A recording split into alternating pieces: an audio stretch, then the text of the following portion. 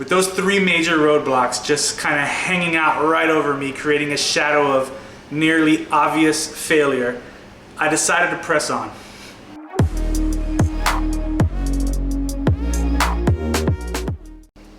Hey, what's up guys? I'm Tony G and you're watching 1526 Barbecue. Today I'm going to take you on a journey of my first brisket ever.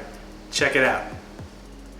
If you're a brisket champion and you know what you're doing, do me a favor, critique every one of my steps in this video. I want to get better and I need your help to do it. So don't be shy, leave every comment you can think of down below in the comment section.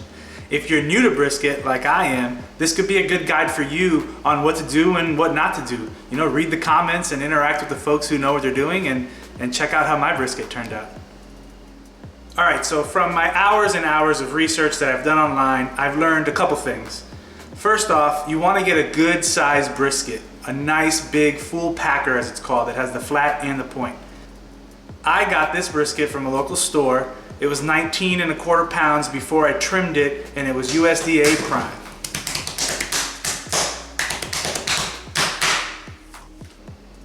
All right, so the first thing you want to do is get the brisket out of the plastic bag that it comes in.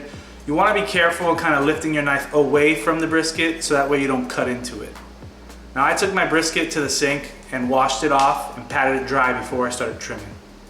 So the first obvious thing to do is kind of trim away any of the extra fatty sections or stringy parts of the brisket that you know are just going to crisp up to nothing. So that's what I'm doing here.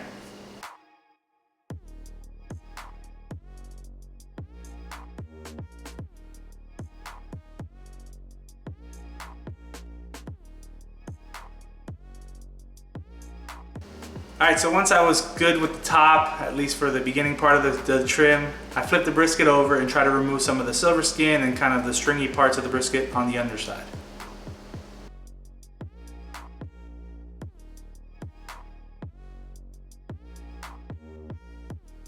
Okay, now I want to tackle this chunk of hard fat. Now this fat will not render down, and it's called the decal, I believe. It's called the decal. It won't render down, so we're gonna go ahead and cut that out. Now I'm gonna turn it away from the camera. I was trying to make sure I can see what I was doing, but it's that large section of fat that you wanna cut out. I was really surprised here at how much fat is in this area. I kept carving away and only finding more and more fat. You wanna remove that completely. Again, it won't render down.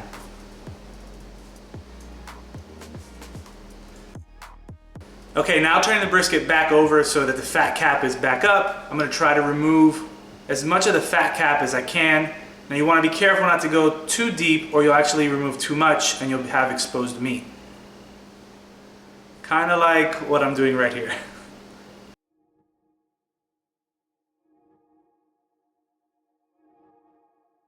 All right, so the first couple of attempts to trim the fat cap actually worked out pretty well. But as you'll see in the video, the more I attempted to trim, the more I just went way too deep and cut into the meat. I gave it a scalloped surface, which is not something you want to look for. So there's one thing working against me on my first brisket. All right, you can see here that no matter how much I kept scalloping my brisket or ruining the fat cap, I didn't learn my lesson. I just kept doing it over and over again. Finally, I realized that I should just stop and leave it the way it was, so I did.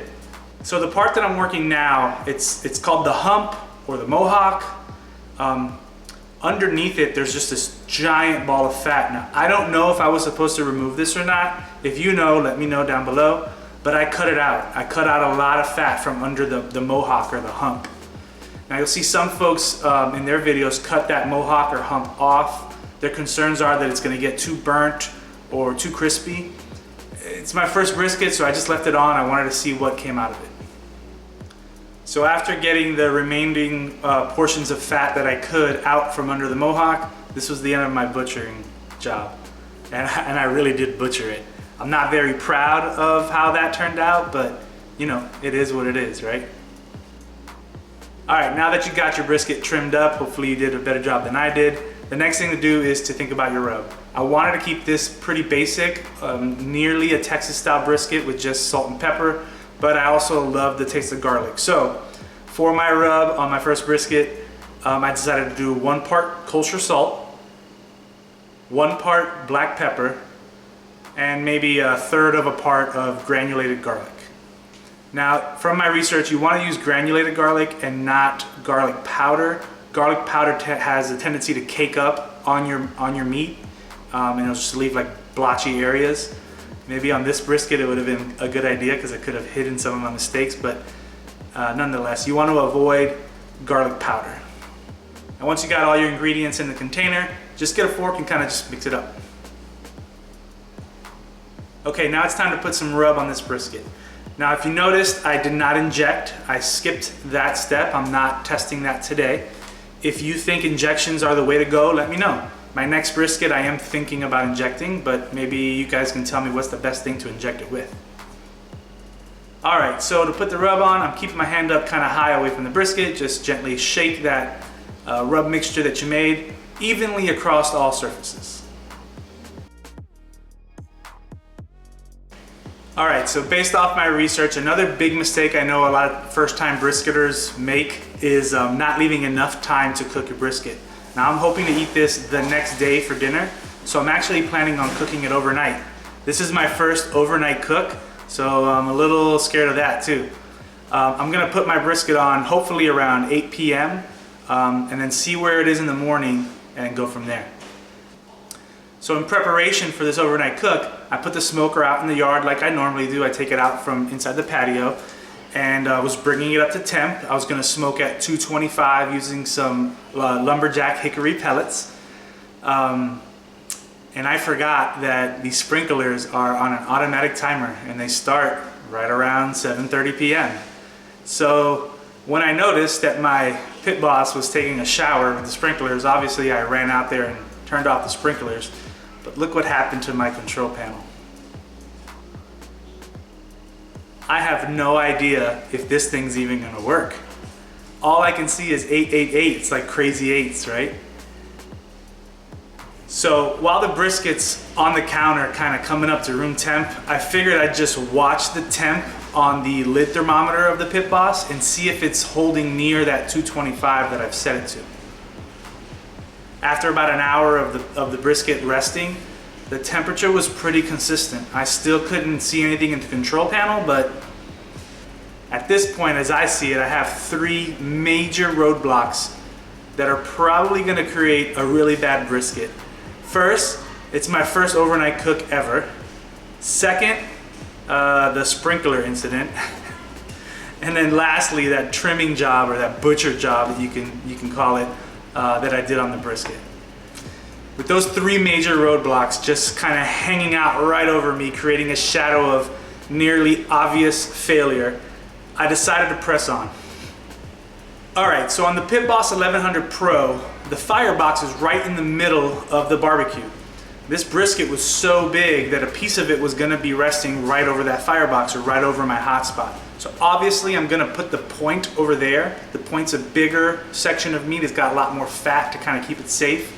But to also help keep it safe, some of that extra fat that I trimmed off the brisket, I'm gonna lay that down first on the grates and then put the brisket over top of that. So that fat kind of acts as a shield from the heat. I know that section might not get the most smoke, but I'd rather it be a little less smoky and not burnt than burnt. Along with that and the water pan that I've added to make sure I have moisture inside the pit, that's it, it's time to put this thing on. So it's 8:15 p.m. The footage is a little dark and grainy, but you get it. If you do barbecue, sometimes you cook at night, right? I'm going to go ahead and put my brisket on. Now, my idea is to just leave it overnight. I filled the hopper up with pellets. I'm not gonna wake up till my normal time and we'll just see what happens. That was the plan, but like a kid on Christmas, I guess, I was eager while I was sleeping to know what was happening with my brisket. So I actually woke up like at 3 o'clock in the morning. Now 3 o'clock, I popped out, took a look at it. The temperature was still holding. Honestly, the control panel kind of dried up and I was starting to see the numbers correctly. The brisket was looking good, so I didn't touch it. I left it at 225 and went back to bed.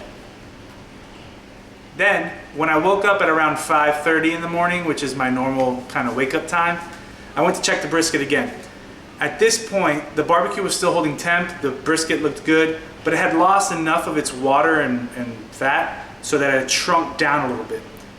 Once the brisket had shrunk down, I was able to turn it 90 degrees so that none of the brisket was directly over the fire pot. Now I ended up smoking the brisket unwrapped for 12 hours, 8:15 p.m. till about 8:30 a.m. the next morning. So after that 12-hour smoke, it's time to wrap. I knew it was time to pull the brisket off at 8:30 in the morning because I had the bark that I wanted. The color was good, it had a nice texture to it. Internal temp had been stalling since about 5 o'clock in the morning at around 160, 165. And then finding some of the fat that I actually left on the brisket and poking with my finger, you can see that it actually has been rendered down because I can kind of poke right through it. So I used those 3 or 4 indications to know when it was time to wrap. Now for the wrap, I actually followed some advice from Mad Scientist BBQ. It's a great channel here on YouTube. The guy over there theorized that Franklin from Franklin BBQ uses beef tallow in his wrap. So I did that as well. If you don't know what beef tallow is, it's basically just rendered down fat. You could even render down the fat from your brisket that you cut off and make your own tallow. I bought this tallow, this Wagyu tallow, online on Amazon. If you want to check it out, there will be a link in the description, obviously. So what I did was I laid out 2 sheets of butcher paper, and using a brush, I kind of just coated the bottom of where the brisket was gonna sit. I coated that area of paper, right? Now, once I got the brisket out and put it on top of the now dripping with fat paper, I realized that I was actually cross-contaminating my jar of tallow. So I just grabbed a bowl and a spoon and kind of scooped out all the areas I'd been working with, put it in a bowl. It's always a good idea, whether you're doing an injection or a mopping, which I would call this kind of like a mopping of tallow. You want to take whatever you're going to use and put it into a smaller container so that way you only get that dirty and you can leave the rest for later. So after giving the top of the brisket a generous coating of this tallow, it was time to wrap.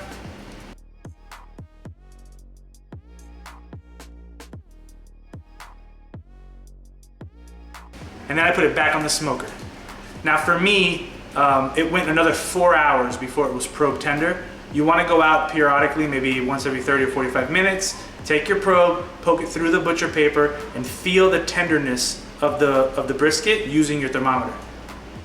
Now I was hoping to pull this brisket somewhere at the 199 to 200 internal temp, assuming I had the tenderness that we just talked about. Unfortunately, I had a couple things going on that day and I got distracted for about an hour there towards the end. So by the time I pulled my brisket, it was actually sitting at 203 internal temp.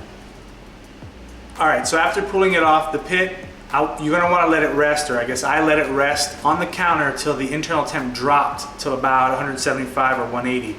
As you can see here, I hit about 175.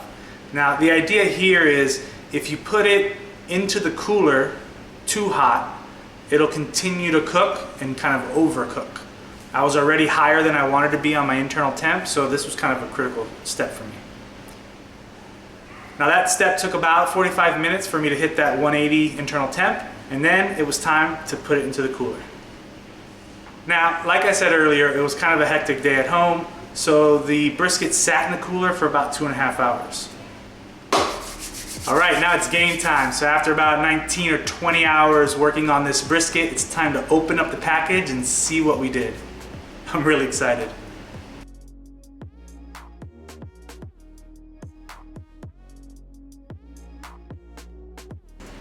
Another tip to remember if you're cooking your first brisket is to always cut against the grain. Now you gotta be careful. The flat and the point, their grain directions are actually different, right?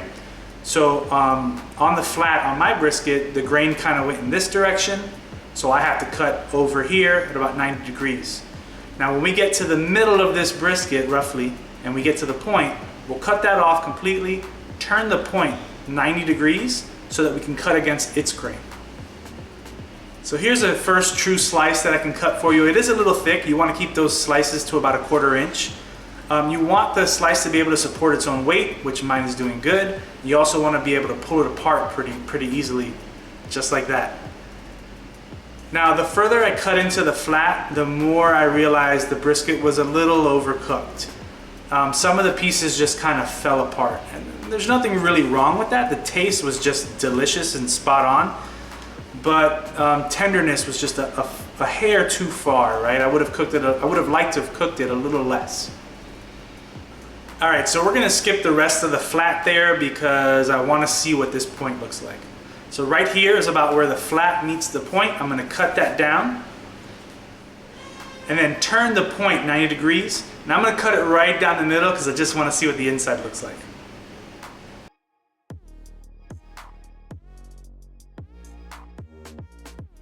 Look at that, beautiful, beautiful, sweet, juicy meat.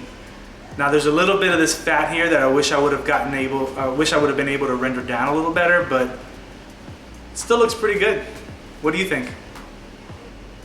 All right guys, don't forget, give me your critiques down below. If there's anything I forgot, anything I skipped, anything I can do better, just let me know. Don't forget to like and subscribe. We'll see you next time.